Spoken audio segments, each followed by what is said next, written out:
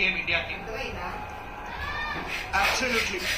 వీళ్ళు ఏ ఉద్దేశం అయితే తీసుకున్న నలుగురు స్పిన్నర్స్, ఆ నలుగురు చూడండి ఎంత ఎఫెక్టివ్ గా బౌలింగ్ చేశారు. ఇంకోటి చాలా ధైర్యం కావాలి, ఎందుకంటే నలుగురు స్పిన్నర్స్ ఆడించి మెయిన్ ఫాస్ట్ బౌలర్ బయట కూర్చోబెట్టాలంటే క్లియర్ కట్ గా స్ట్రాటజీ ఉండాలి, గేమ్ ప్లాన్ ఉండాలి. రిచర్డ్ ఇల్లింగ్వర్త్ చాలా experienced umpire, ICC mega events లో అనుభవం ఉన్న వాళ్ళు పెడతారు. పాల్ రేంబల్ Australian fast bowler. Absolutely Kalyan అంటాను. సుమన్ వాళ్ళ ప్లానింగ్ కానీ ఎగ్జిక్యూషన్ కానీ అబ్సల్యూట్లీ స్పాట్ ఆన్ ఉంది సుమన్.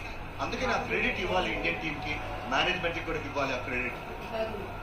అయితే 2013 లో ఇది లాస్ట్ ఓవర్, లాస్ట్ బాల్. ఈ బాల్ కంటే ముందు ఎంఎస్ ధోని వెళ్ళి చెప్పాడు అశ్విన్ కి ఇట్లా ఆగేసేయమని. చూస్తే బౌలింగ్ యాక్షన్ లో అశ్విన్ ఒక సెకండ్ పాజ్ తీసుకొని వేసాడు అనమాట.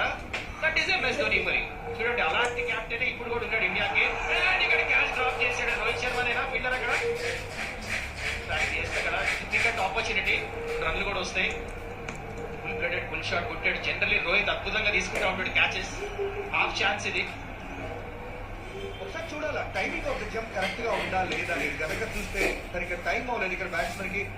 మంచి ఎఫర్ట్ అయితే మంచి ఎఫర్ట్. ఆ రెండు చేతులతో కూడా వెళ్ళే అవకాశం కూడా ఉన్నది.